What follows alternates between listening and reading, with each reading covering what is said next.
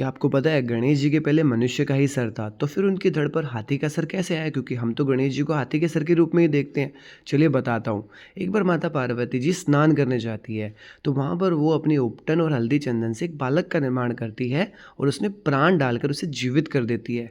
उसका नाम रखती है गणेश।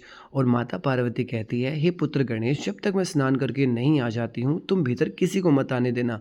गणेश जी द्वार पर द्वारपाल की तरह खड़े हो जाते हैं और अपनी माता की आज्ञा का पालन करते हैं। उसी बीच शिव जी का आगमन होता है और शिव जी उस बालक को देखकर कहते हैं, हे बालक, मेरे मार्ग से हटो, मुझे भीतर जाने दो। तब गणेश जी अपनी माता की आज्ञा का पालन करते हुए वहाँ पर हट करते हैं और उन्हें अंदर नहीं जाने देते हैं। इस बीच शिव जी के गणों से, देवताओं से, कार्तिकेय जी सबसे गणेश जी का युद्ध होता है, बट गणेश जी सबको पराजित कर देते हैं। तब शिव जी ऐसी स्थिति में गुस्से में आकर क्रोधित होकर अपने त्रिशूल से गणेश जी पर वार करते हैं, जिससे गणेश जी का सर उनके धड़ से अलग हो जाते हैं और उनकी मृत्यु हो जाती है।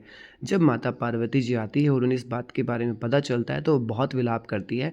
शिव जी कहते हैं कि मुझे नहीं पता था, मुझे इस बात का ज्ञान नहीं था कि ये आपका पुत्र है, लेकिन मैं आपके पुत्र को जीवित कर दूंगा, क्योंकि माता रानी विलाप करते हुए यही कह रही थी कि मुझे मेरा पुत्र जीवित चाहिए।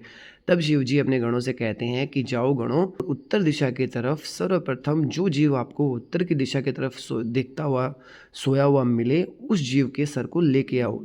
शिव जी के गण जाते हैं और उन्हें सर्वप्रथम जो जीव दिखता है वो हाथी होता है। वो हाथी का सर लेके आते हैं और शिव जी अपनी शक्तियों से गणेश जी के धड़ पर हाथी का सर लगाते हैं और उनमें प्राण डाल देते हैं और गणेश जी को पुनर्जीवित कर देते हैं।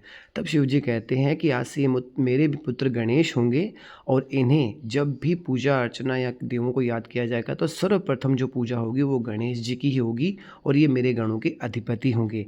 इसी तरीके से गणेश जी का नाम गणपति पड़ता है, विघ्नहर्ता पड़ता है, प्रथम पूज्य पड़ता है।